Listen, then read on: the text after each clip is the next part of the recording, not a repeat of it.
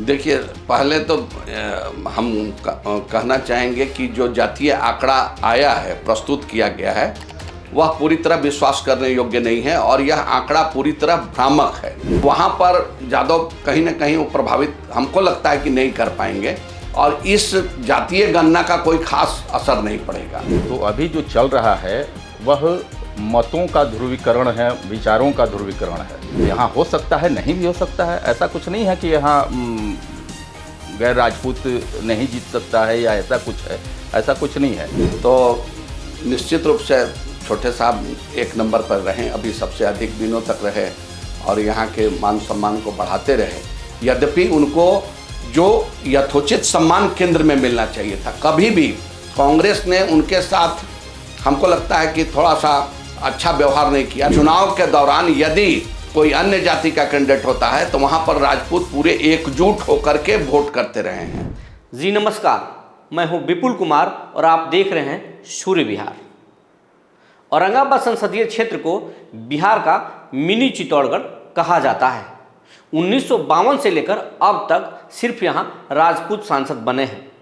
कई बार गैर राजपूत उम्मीदवारों को भी यहाँ पर उतारा गया, लेकिन वे हार गए, उन्हें सफलता नहीं मिली। लेकिन जातीय जनगणना के बाद से एक बार कहा जा रहा है कि क्या चित्तौड़गढ़ इस बार जातीय जनगणना के चक्रव्यूह में फंस जाएगा।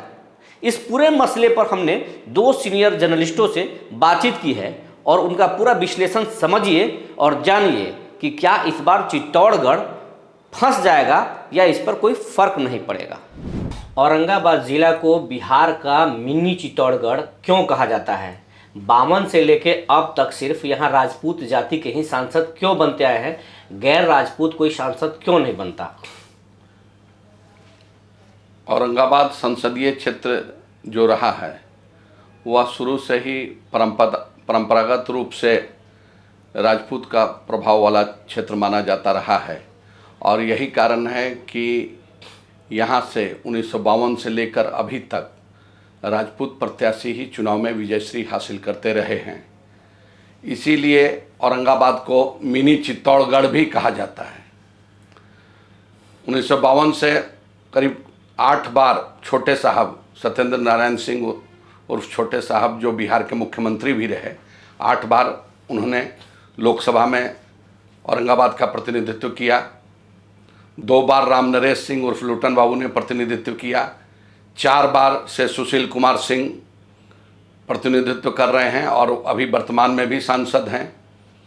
वीरेंद्र कुमार सिंह जनता दल से सांसद रहे 1 बार और 1962 में रमेश प्रसाद सिंह भी यहाँ से सांसद रहे। तो कुल मिलाकर के देखा जाए, श्यामा सिंह भी यहाँ से 1 बार सांसद रही, निखिल कुमार भी सांसद रहे, दोनों कांग्रेस से, जो छोटे साहब के ही सुपुत्र और पुत्रवधू रहे। मतलब कुल मिलाकर कहिए कि छोटे साहब के परिवार का इस सीट पर 10 बार कब्जा रहा है। तो औरंगाबाद जिला जब बना या उसके पूर्व भी जो संसदीय क्षेत्र था वह पूरा का पूरा राजपूतों के प्रभाव वाला क्षेत्र था और राजपूत जाति को परंपरागत रूप से माना जाता है कि वह प्रभावशाली जाति के रूप में रही है। वह पोल कराने की कैपेसिटी रखती है और अन्य जातियों से गांव में भी अगर मान लीजिए कि 30%, 40%, 50% जो राजपूत जाति के लोग थे तो अन्य जातियों से भी तालमेल बिठा करके और अपने प्रभाव से वे मतदान कराते रहे शुरू से। तो राजपूतों का यहाँ मतलब वर्चस्व रहा, कैंडिडेट भी मैक्सिमम होते रहे। बीच में कुछ बार हिंदुस्तान अवाम मोर्चा और राष्ट्रीय जनता दल वगैरह ने प्रयास भी किया अन्य जातियों के कैंडिडेट को, बागी कुमार वर्मा के रूप में, शकील अहमद खान के रूप में और ये उपेंद्र कुमार के रूप में, लेकिन उन्हें सफलता नहीं मिली। अभी जो वर्तमान में 2009 से परिसीमन हुआ है वह भी पूरा क्षेत्र गया का 3 विधानसभा क्षेत्र है आपका उसमें और 3 औरंगाबाद का है। तो यह भी कुछ इसकी बनावट इस तरह की है कि इसमें राजपूत यहाँ ज़्यादा संख्या में, मतदाताओं की संख्या इनकी अधिक है और ख़ास करके जो सवर्ण जातियों के लोग हैं, भूमिहार हैं, ब्राह्मण हैं, इनकी भी संख्या अच्छी खासी है। तो कहीं न कहीं पूरे क्षेत्र को यह जाति प्रभावित करती रही है। और बिहार में हमको लगता है कि एकमात्र ऐसी सीट है जिसमें राजपूत लगातार जीतते रहे हैं। और ऐसा भी भले ही जो कुछ कहा जाता है, हमको जो लगता है कि राजपूत का बहुल वाला सीट है, तो लेकिन ऐसा नहीं है कि दूसरी जातियों को यह जाति औरंगाबाद में, अन्य क्षेत्रों की बात मैं नहीं कर रहा हूँ, औरंगाबाद में यह जाति ऐसा नहीं है कि दूसरी जातियों को होने के बाद कहीं दबाने का प्रयास करती है। यह ऐसी जाति है जो सबको साथ लेकर चलने का प्रयास करती है। और यही कारण है कि औरंगाबाद में कभी भी किसी भी एक जाति की दबंगई नहीं रही। और सब अगर राजपूत में भी हैं तो एक पर शेर पर सवा शेर हैं। तो यह पूरे राजनीतिक स्थिति को, सामाजिक ताना बाना को प्रभावित करती रही और यहाँ को मिला जुला कर रही। इसलिए एक जाति का कभी भी यहाँ वर्चस्व नहीं रहा। और बिहार के शब्दों में कहें तो किसी एक जाति की यहाँ रंगबाजी या प्रभाव या दबंगई नहीं रही। तो अन्य जातियों के लोग भी मिल कर के जो यहाँ के राजपूत के कैंडिडेट होते हैं या एनडीए के हैं या दूसरे पार्टियों के, उनको पोल करते रहे हैं। यहाँ पर चुनाव कब कब रोचक हो जाता है? राजपूत बनाम जब राजपूत होता है तब रोचक हो जाता है, या फिर राजपूत बनाम गैर राजपूत का चुनाव होता है तब रोचक होता है? मुकाबला कब टक्कर का होता है? देखिए, दोनों अलग अलग जातियों के जब आमने सामने हो जाते हैं तो वहाँ पर कहीं न कहीं एक तरह से जातीय तनाव और की स्थिति देखने को मिलती है। और उसमें कुछ थोड़ा सा लगता है कि नहीं, बैकवर्ड फॉरवर्ड हो रहा है, इस तरह का हो रहा है। लेकिन जब दोनों कैंडिडेट राजपूत जाति के होते हैं तो मुकाबला कड़ा हो जाता है। तो हम समझते हैं कि अगर, और इसकी संभावना भी ज़्यादा है कि इस बार जो इंडिया गठबंधन है उस बार राजपूत जाति का ही कैंडिडेट देगा और एनडीए से भी राजपूत के ही जो कैंडिडेट होंगे। तो यह ज़्यादा थोड़ा रोचक मुकाबला होगा। और अन्य जातियों के कैंडिडेट आने पर तनाव भी बढ़ने की संभावना रहती है और थोड़ा चुनाव नीरस हो जाता है। ये शकील अहमद खान आए, उनको राजद प्रयोग की, वो चुनाव हार गए। बागी कुमार वर्मा आए, वो चुनाव हार गए। और उपेंद्र कुमार वर्मा जब आए चुनाव लड़ने के लिए, उस समय चित्तौड़गढ़ तोड़ने का नारा भी लगा, लेकिन वो तोड़ नहीं पाए, चुनाव हार गए। इसकी वजह क्या होती है? आखिर क्यों नहीं जीत पाते हैं जबकि उनकी संख्या बहुत ज़्यादा है? देखिए, इसका एक कारण तो यह भी रहा कि शकील अहमद खान, बागी कुमार वर्मा और उपेंद्र प्रसाद, ये तीनों औरंगाबाद जिले के नहीं रहे। तो कहीं न कहीं बाहर के उम्मीदवार होने का भी नुकसान उनको उठाना पड़ा। महत्वपूर्ण बात, वैसी स्थिति में जो औरंगाबाद जिले के लोग हों, उनको लगता है कि हमारे जगह का प्रतिनिधि हो, और इस कारण से भी कुछ वोटों का प्रतिशत जो यहाँ के निवासी कैंडिडेट होते हैं उनका बढ़ जाता है। और इसके अलावा जो बाहर के अन्य जातियों के कैंडिडेट आने से राजपूतों में एक बात होती है कि हम भले ही आपस में अन्य अवसरों पर मतभेद या मनभेद रहे, लेकिन चुनाव के दौरान यदि कोई अन्य जाति का कैंडिडेट होता है तो वहाँ पर राजपूत पूरे एकजुट होकर के वोट करते रहे हैं। क्या आपको ऐसा लगता है कि इस बार जातीय जनगणना का चक्रव्यूह में औरंगाबाद जो है वो जो मिनी चित्तौड़गढ़ है वो इस बार क्या फंस जाएगा, आपको लगता है? देखिए, पहले तो हम कहना चाहेंगे कि जो जातीय आंकड़ा आया है, प्रस्तुत किया गया है, वह पूरी तरह विश्वास करने योग्य नहीं है और यह आंकड़ा पूरी तरह भ्रामक है, सबसे पहली बात है। लेकिन यदि इसको मान भी लिया जाए तो औरंगाबाद जिले में जादुओं की संख्या यहाँ अधिक दिखाई गई है। तो औरंगाबाद में 3 विधानसभा क्षेत्र औरंगाबाद संसदीय क्षेत्र में है और 3 विधानसभा क्षेत्र काराकाट में है। तो पहले तो ये 2 भागों में बंट गए और इसके बाद जो औरंगाबाद संसदीय क्षेत्र में जो 3 अन्य विधानसभा क्षेत्र जो गया जिला से आते हैं, वहाँ पर राजपूत, भूमिहार वगैरह की कुल मिलाकर के आप संख्या देखिएगा तो अधिक है। तो वहाँ पर यादव कहीं ना कहीं वो प्रभावित हमको लगता है कि नहीं कर पाएंगे और इस जातीय गणना का कोई खास असर नहीं पड़ेगा। ये एक आखिरी आपसे सवाल ये है कि अगर इंडिया अलायंस राजपूत के बजाय कोई अति पिछड़ा उम्मीदवार को अगर भाजपा कैंडिडेट के सामने, भाजपा के सांसद के सामने चुनाव लड़ने के लिए अगर भेज देता है तो क्या होगा? नहीं, ऐसा अगर कोई अति पिछड़ा का दे देता है तो देखिए, यहाँ अति पिछड़ा की राजनीति नहीं चलती है। यहाँ व्यक्तिगत जाति देखा जाता है कि यहाँ कौन कोयरी है या चंद्रवंशी है, कुम्हार है, या कोई भी जाति देखा जाता है। बिहार में जो परंपरागत चुनाव की परिपाटी रही है और जाति आधार पर जो चुनाव होते हैं तो पर्सनल जाति को देखकर की होते हैं। तो अति पिछड़ा में तो बहुत सारी जातियां हैं, लेकिन कौन किस खास जाति से आएंगे और उनका यहाँ कितना वोट होगा यह इस पर निर्भर करेगा। न कि अति पिछड़ा अगर कोई उम्मीदवार हो गया तो सारे अति पिछड़ा उसके पीछे चले जाएंगे, ऐसा नहीं होगा। और ऐसा बिहार में होता भी नहीं है, और कहीं औरंगाबाद में भी वही रहेगा जो बिहार में होता रहा है। तो ऐसा नहीं है कि अति पिछड़ा का कोई उम्मीदवार हो गया और सारे के सारे उसी को वोट कर दिए, ऐसा संभव नहीं लग रहा है। ये है कि यहाँ पे जो राजपूतों का जो है, वो चाहे आप व्यवसायी देख लें तो राजपूत हैं, स्वर्ण समाज से ज़्यादा हैं, ठेकेदार अगर देख लें तो सबसे ज़्यादा राजपूत हैं, या फिर आप किसी भी क्षेत्र में देखेंगे तो राजपूत और स्वर्णों का यहाँ पे दबदबा है। तो क्या यही कारण है कि वो चुनाव को राजपूत और स्वर्ण प्रभावित कर देते हैं, अपने पक्ष में कर लेते हैं? दबदबा वैसा शब्द जो आप प्रयोग कर रहे हैं, हमको नहीं लगता कि दबदबा तो वैसा रहता है कि कोई को दबा देना। तो हमको नहीं लगता है कि राजपूत जाति यहाँ किसी को दबाने का प्रयास करती है। और अगर दबाने की कोई घटना ऐसी तो कोई सामने अभी आई नहीं है। भले ही अब वह जमाना नहीं रहा कि कोई सामंत रहा और कोई किसी को दबा देगा। अब जितना भी अधिकार सबको मिला और सब लोग अगर कहीं दबाने की जिसकी जो बहुलता है, तो मानिए अन्य जातियां भी हैं, उसमें अति पिछड़ी जातियां भी हैं जो कि कहीं ना कहीं दूसरे जातियों के लोग को दबाने का प्रयास करते हैं। तो दबदबा सवाल का नहीं है। अब सवाल ये है कि कौन कितना काम करता है क्षेत्र में और कौन कितना कर रहा है, इस पर निर्भर करता है। और जो औरंगाबाद संसदीय क्षेत्र का हाल फिलहाल जो विकास हुआ है पिछले 1-2 दशकों में देखा गया है, वह विकास का कहीं ना कहीं जो समाज के बुद्धिजीवी मतदाता हैं, समझदार मतदाता हैं, उन पर तो उसका असर पड़ता ही है। और यह मिला जुला करके कहीं ना कहीं विकास के मुद्दे को भी लेगा।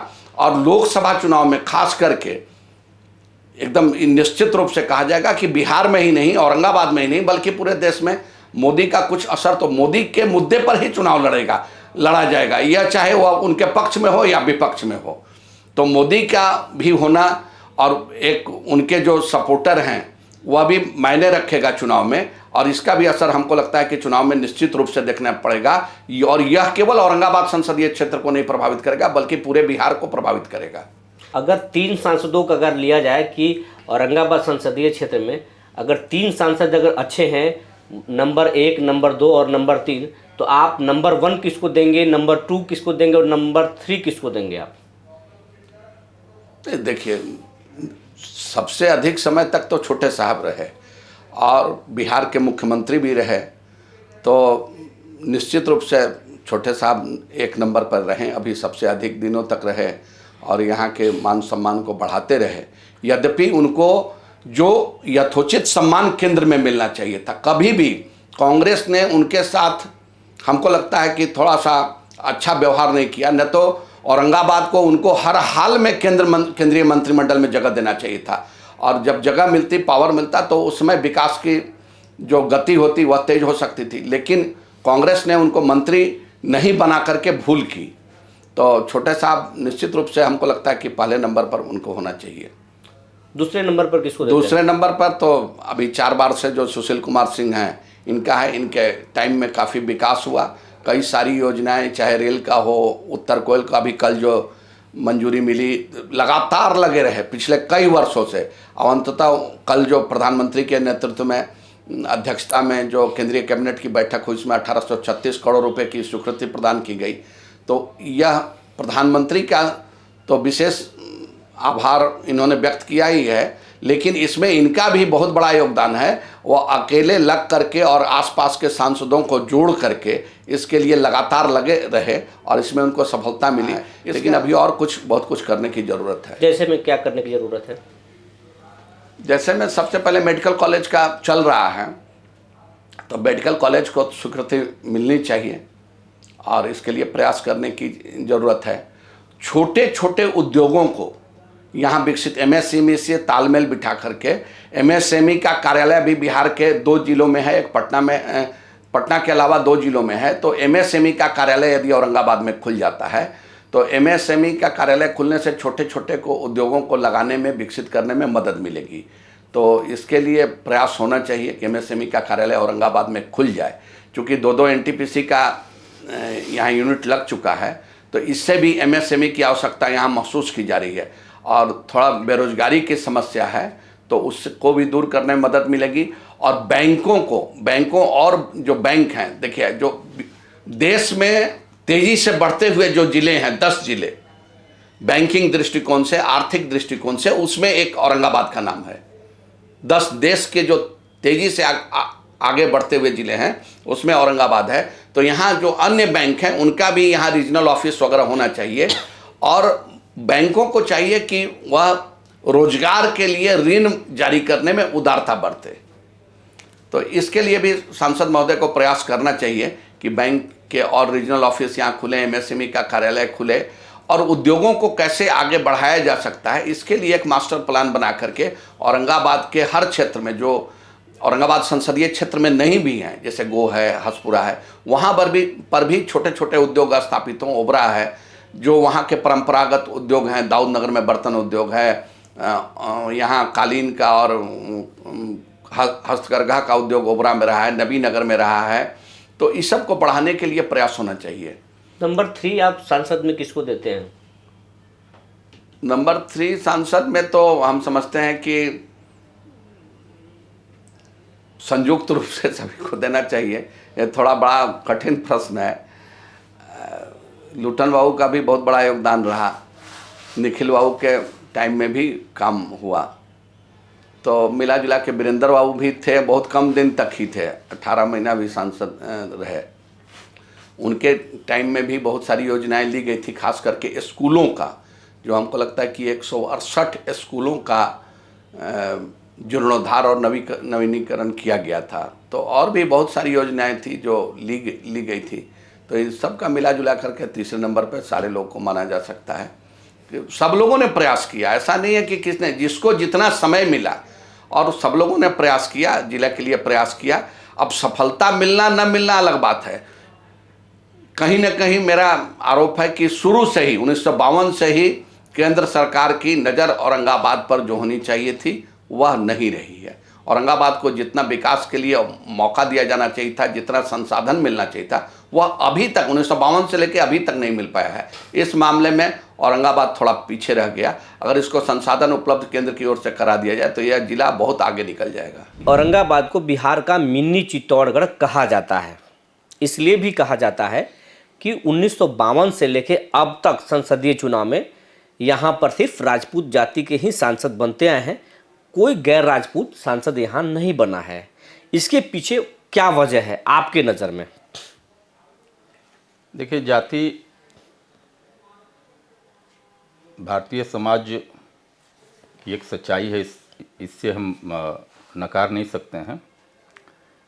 जाति चुनाव का एक हिस्सा होती है, लेकिन ऐसा नहीं है कि सिर्फ जाति से ही चुनाव जीता जाता है, बल्कि उसके पीछे विचार भी हुआ करते हैं। तो यह ठीक है कि यहाँ एक ही बिरादरी के लोग चुनाव जीतते रहे हैं, और ऐसा भी नहीं है कि आज जातीय गणना हुई है तो इससे कोई नई सच्चाई सामने आई है। उससे कहीं कुछ ऐसा नहीं होता है कि उसमें कोई परिवर्तन होने वाला है। इसमें बस यही है कि आम तौर पर जो जातियां कुछ ऐसी रही हैं जिनकी संख्या बहुत कम रही है, या फिर जिसके बारे में लोग कायदे से नहीं जान पाए थे या नहीं जानते थे, एक मामूली एक आकलन हुआ करता था, उसको लोग समझ गए हैं कि हाँ इनकी संख्या इतनी है। लेकिन अभी जो चल रहा है, अगर हम देखें तो अभी जो चल रहा है वह मतों का ध्रुवीकरण है, विचारों का ध्रुवीकरण है। कुछ लोग उसको जातीय आधार ही सिर्फ नहीं मान सकते, कुछ लोग एनडीए के पक्ष में हैं, तो ऐसा नहीं है कि कुछ खास जातियां ही एनडीए के पक्ष में हैं।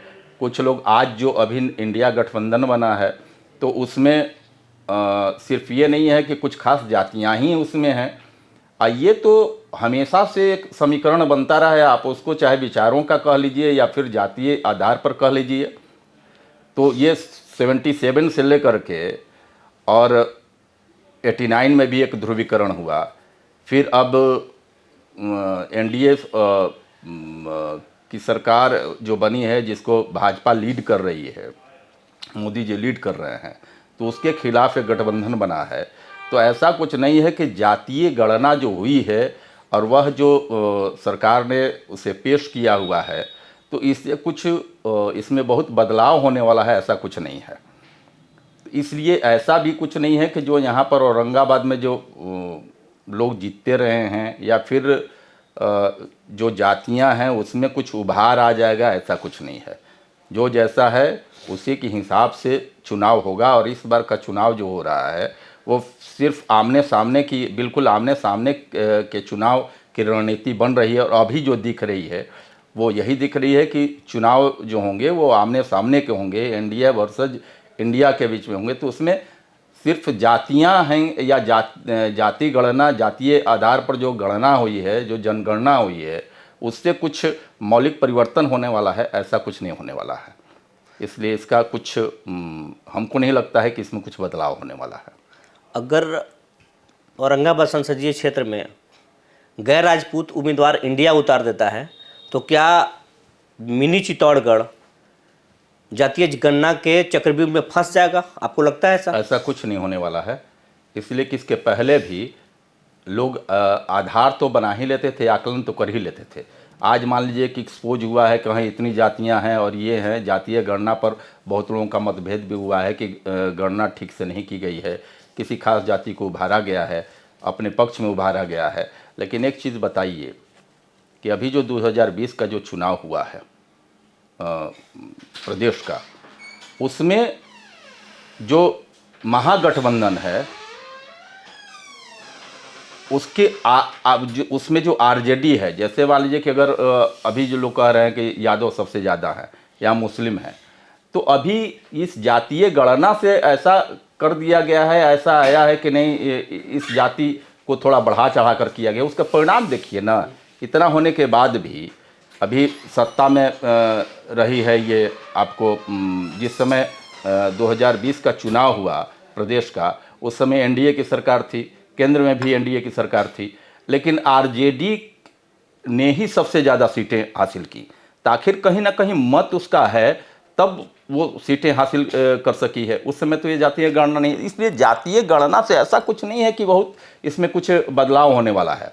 कुछ जातियाँ जो बहुत ही, जैसे 53 जातियाँ ऐसी हैं जिसका वोट 1% से भी कम है, तो शायद वो नहीं जातियाँ जानती थीं कि ऐसा हो सकता है या ऐसा होगा, तो वो चीज़ें सामने आई हैं। तो उसमें कुछ परिणाम और रणनीति में कोई बदलाव आने वाला है, ऐसा हमको नहीं लगता है। अभी भी जो चुनाव होगा, हमको लगता है कि अभी जो शक्ल जो समझ में आ रही है, जो सूरत समझ में आ रही है, अभी जो हवा बनी हुई है, वो एनडीए और इंडिया के बीच ही लग रहा है कि ऐसा कुछ होगा। इसमें जातीय गणना की कोई बात नहीं है कि उससे कोई बदलाव होने वाला है।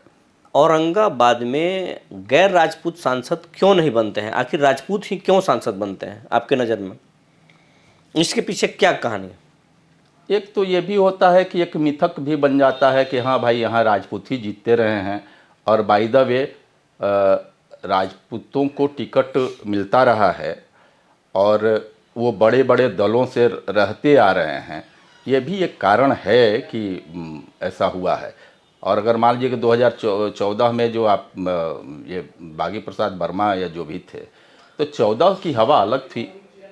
14 बिल्कुल केंद्र सरकार में उस समय कांग्रेस हुआ करती थी, कांग्रेस के विरोध में हवा थी। तो सवाल नहीं है कि मतलब ऐसा कुछ होता। और बाय द वे उस समय शकील अहमद खान भी चुनाव लड़ने आए, वो भी तो हार गए। हाँ बिल्कुल।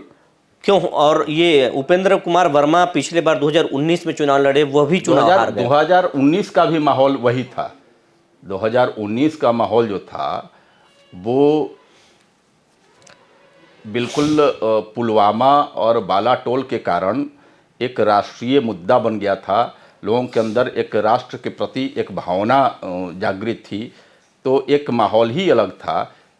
तो हम नहीं समझते हैं कि उसमें कुछ वैसा होने वाला है, और वही ऐसा इस बार होगा, ऐसा कहना भी उचित नहीं है। तो क्या औरंगाबाद में परिणाम कुछ भी हो सकता है? माने गैर राजपूत भी यहाँ चुनाव जीत सकते हैं, कुछ भी परिणाम हो सकता है आपके अनुसार? अब भविष्य के बारे में बहुत कुछ नहीं बोला जा सकता है, लेकिन इतना तो कहा ही जा सकता है कि बहुत बिहार में भी कुछ ऐसी सीटें रही हैं जो पारंपरिक रूप से दूसरी जाति के खाते में जाती रही हैं, लेकिन आज वहाँ बदलाव हुआ है। तो यहाँ हो सकता है, नहीं भी हो सकता है। ऐसा कुछ नहीं है कि यहाँ गैर राजपूत नहीं जीत सकता है या ऐसा कुछ है, ऐसा कुछ नहीं है। लेकिन चूंकि यहाँ लोगों का विश्वास रहा है और और बड़े पार्टियों से लोग यहाँ पर उतरते रहे हैं, इसलिए ऐसा कुछ नहीं है। और भविष्य के बारे में क्या राजनीति करवट लेगी, इसको कहना मुश्किल है। लेकिन ये नहीं है कि जातीय गणना से यहाँ कोई बदलाव आ जाएगा और वही बदलाव का आधार होगा, ऐसा कुछ नहीं है।